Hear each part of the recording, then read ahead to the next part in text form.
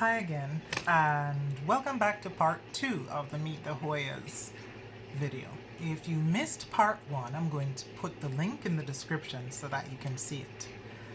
I'm going to continue showing you the rest of my new Hoya collection, which I started most of them collecting again this year in 2022. Continuing on with Hoya Verticillata albomargibata. This one, of course, the parasitical Verticillata family is vast. The reason why I got this one is for these beautiful leaves. It is such a classy Hoya. I actually decided to be good and trellis it like a normal person with a bamboo trellis. I got these cute little gold twiny things to help it vine around this bamboo trellis. I was actually doing the right thing as an adult and not using my grass in the lawn. Anyway, potted in the same medium that I told you about before. Cedar wood mulch, and topped with some pea gravel because I just like the look. This one is an easy grower and takes watering once a week. I actually feed my Hoyas during the summer every single time when I water them when they're outside. That's the kind of care they get outside every single day. So I want an airy media to be able to tolerate that influx of constant water all the time. And in winter, I reduce the water to 10 to 14 days. Basically watering because they need to dry out when it's colder and darker. It's kept in a greenhouse in a southern exposure, but will also do well on a windowsill. Hoya Verticillata albomargibata happens to have big white balls as well. That sounds weird, but the balls are globular, spherical in shape, white flowers, strongly perfumed, and they're beautiful. I got this one on Houston Homegrown on Etsy. Gorgeous plant. Very nice seller too. They happen to sell large plants. This was a can I get this all in the shot? A $29 purchase. You see that? Not 2 leaves. Good, huh? Yeah. Here is another ubiquitous Hoya in everybody's collection. Hoya pachyclada. This one should be white flowers, and Hoya pachyclada has succulent leaves. Now, I've noticed 2 different varieties. This one feels thinner in leaf texture to me than one I owned before and sold. I owned the white flowered one with the red corona, the red color in the center. And it had very thick leaves and a woody stem. This one seems a bit juvenile. I'm wondering if it's just young. But when I got it, the leaves were papery, and now they're actually getting thicker. So I'm wondering if it was the care that it received before, the care that it's receiving now, or what? I don't know. This pachyclada was from Tillandsia Reserve on Etsy, $28.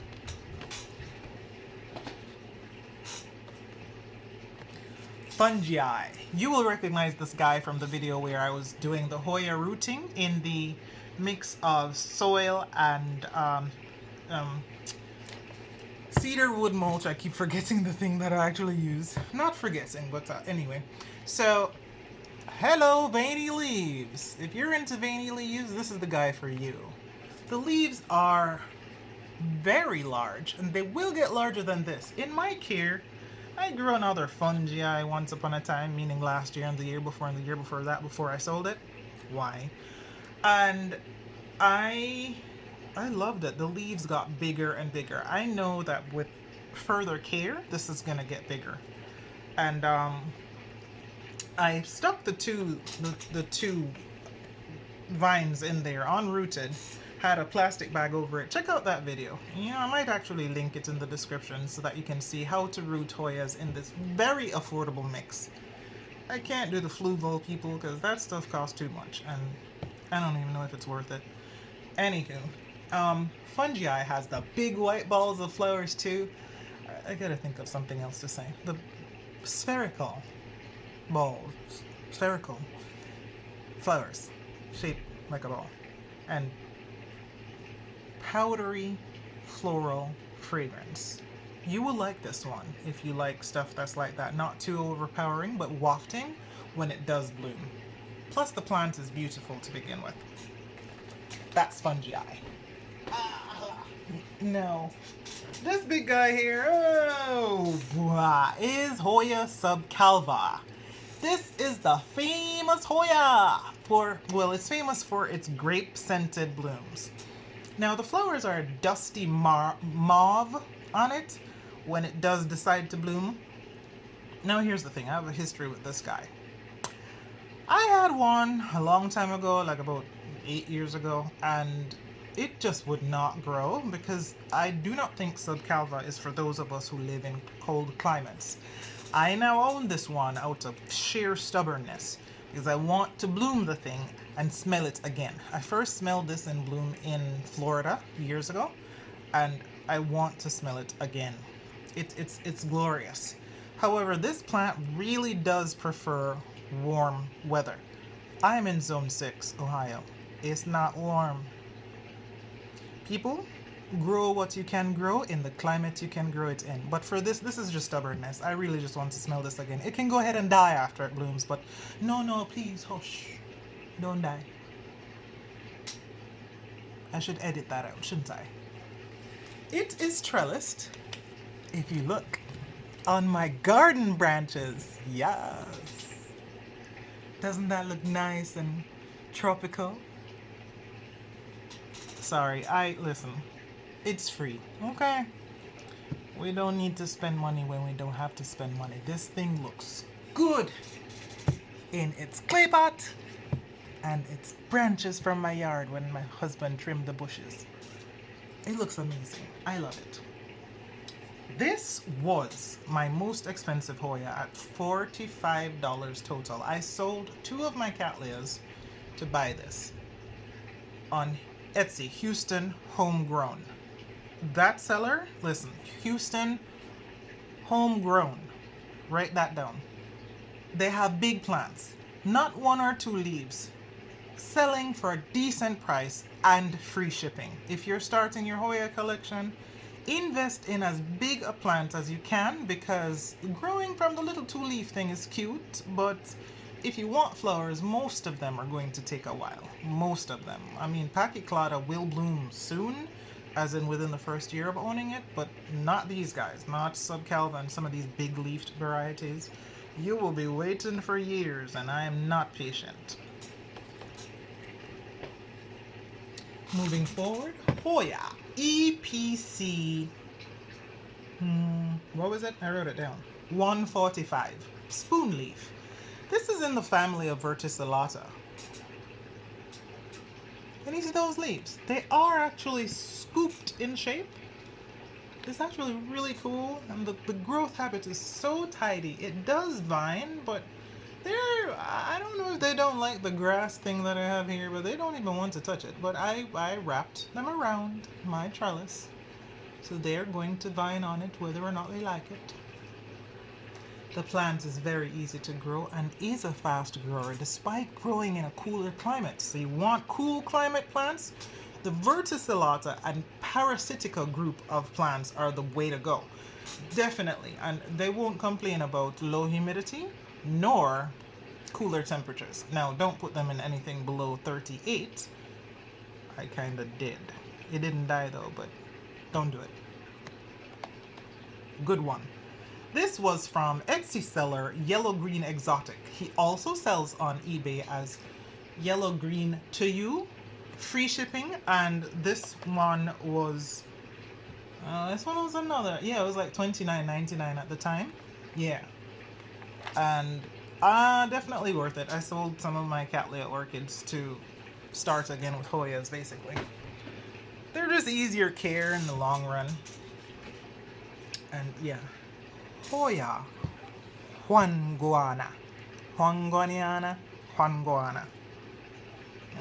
Okay. H.Juanngouanna. I grew this one once, and I sold it because I am an idiot. So I had to buy it again. Again, sold other plants to buy this one because I am really interested in smelling the spicy clove undertones of a licorice scented flower. I don't like licorice, the candy, but I like the idea of getting a blend of musk, licorice, spices, and cloves in a flower.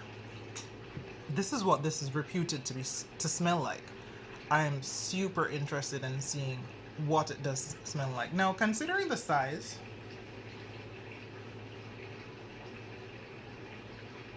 I don't know if it will be blooming anytime soon. Some of these guys take forever and a day. But I'm willing to wait. I'm willing to be patient because I have heard that the scent on this is absolutely excellent. The leaves are pretty enough to look at right now, potted in my same mix that I speak about. H.Juanngouanna is very succulent and prefers to dry out. This is one, if you're a person that skips watering, you should try this guy. Now, it's not that easy to find, and it was on Etsy for $29. As you can see, these are the ones I actually spent my money on selling my orchid collection to start again with Hoyas, because they're so much easier to care for. You can skip watering this one for 2 weeks and it will not skip a beat.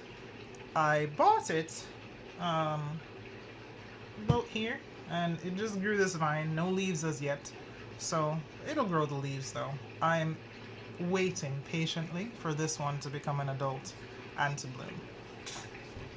And we have here, this one was a little freebie, Hoya Noelle.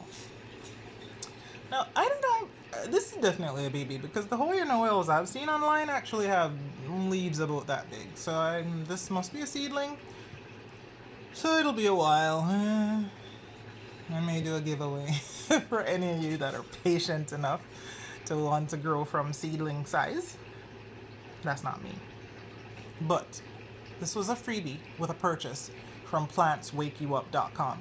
They don't give out Carnosa freebies, guys. They give out good plants as freebies. That site, that seller is a kind-hearted individual, I tell you. They really are very nice because Hoya Noelle is not cheap.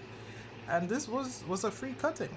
I rooted very easily in the cedarwood mulch. The only thing that happened during the rooting process is this leaf went a little yellow when it was dry, but then it grew this one and it's been fine. So Hoya Noelle, also reputed to smell very nice and spicy. So if I can manage to, no, I'm probably gonna gift this one away. Lastly, this was a purchase that I did. I purchased because of the recommendation of Doug from Vermont Hoyas online. You can see that I'm hoping that it will vine soon. These few leaves and this big old trellis thing for nothing that is vining. I am hopeful. Anyway, so I made this using a dollar store butterfly catcher. I wrapped the basket, the coconut core basket around it, and then used twine to wrap it, attached it to the pot, and look at that. Tell me that's not cute, right? Mirabilis Splash is what this guy is called.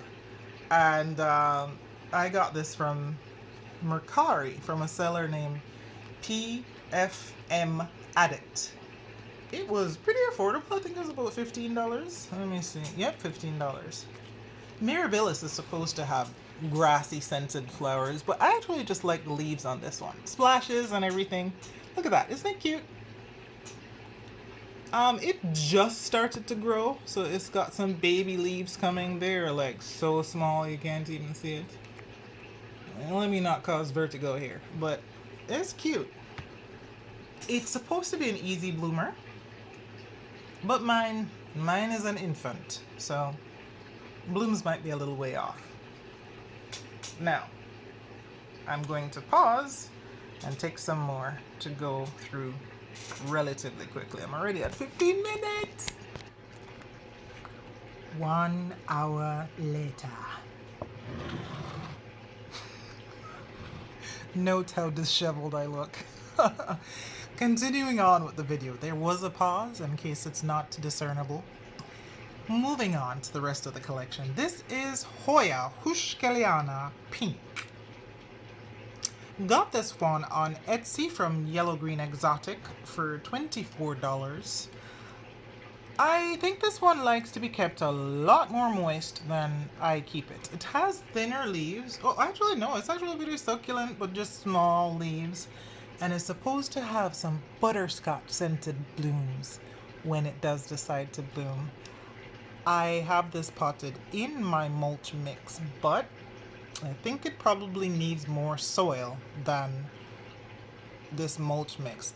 It might appreciate being watered more frequently or having more moisture retentive soil, because it does dry out and start to wrinkle a whole lot sooner than any of the other Hoyas. Heuschkeliana Pink. Alright.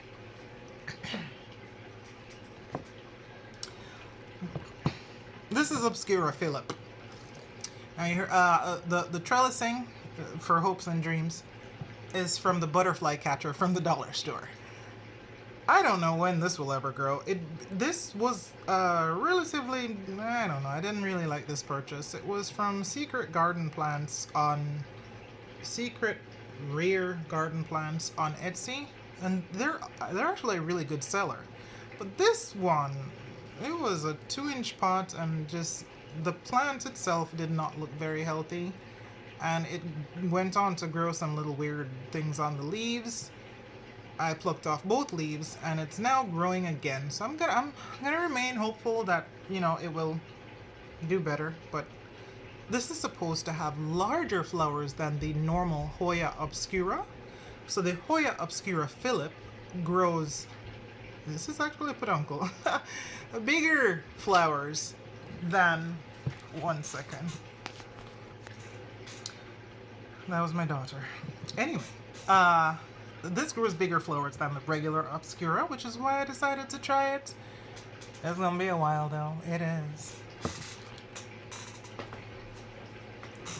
Oh yeah, Jennifer. This guy, another one of these smaller Hoyas, so it has a way to go. It is trellised. Notice I do try different means of trellising. These are barbecue sticks tied up with twist ties. Yeah, free. Jennifer will have white, yellow, and a brown center. It's very autumny colored blooms when it does bloom, which should probably be in a year or two from now because of the size of this. I don't think this one blooms early, but I do like the leaves on it. Very firm, veiny, beautiful, woody stem. So this one, do not overwater it. It is in a mix of leca balls and the cedar mulch. Hoya Jennifer. I got this one on, I think, Etsy. Where did I get this one? No, Mercari. Mercari online. They also have some really nice sales there. As you can see, the plants are not that big. Anyway, this one, I have been after an Estrella Waterfalls for a long time. Get this, I actually owned it before, and you know that insanity after my plants froze, I sold the one I had and bought it back again. Anyway, these two leaves grew in my care. They are splashy. Beautiful. Way darker than the ones that were there, but more beautiful. This one is reputed to be strongly fragranced, and it's from the Estrella Waterfalls region of... Okay, I forgot the place. But I think it's also known as Hoya estrellaensis. Correct me if I'm wrong. I can't wait for this to bloom. I really want to smell what everybody's talking about on this guy. I don't know what it will smell like. I do know it is spoken of as being one of the most famously beautiful scents in the Hoya species world. Here's another Finlaysonii longleaf. So I have a couple different Finlaysoniis. This one, for some reason, is a little fuzzy, and I like the leaves on it. Stay tuned to this channel to see how all of these Finlaysonii bloom, because I'm super interested myself. This one was from The Art of Plant on Etsy. An affordable buy. It was about $16, yes. So, definitely worth it. It wasn't a small plant and it started to vine immediately when I got it. So, easy grower. What am I missing? Hoya Ilagiorum. Ilagiorum? Yeah. This one is supposed to be a fast grower and an easy bloomer. So, when I got it, it was all wrinkly and shriveled and the roots were dead. So I had to restart this thing. And it came like that. So, yeah. It didn't look very pretty, but it is now growing new leaves all over. And I'm really looking forward to these red blooms. Solid red.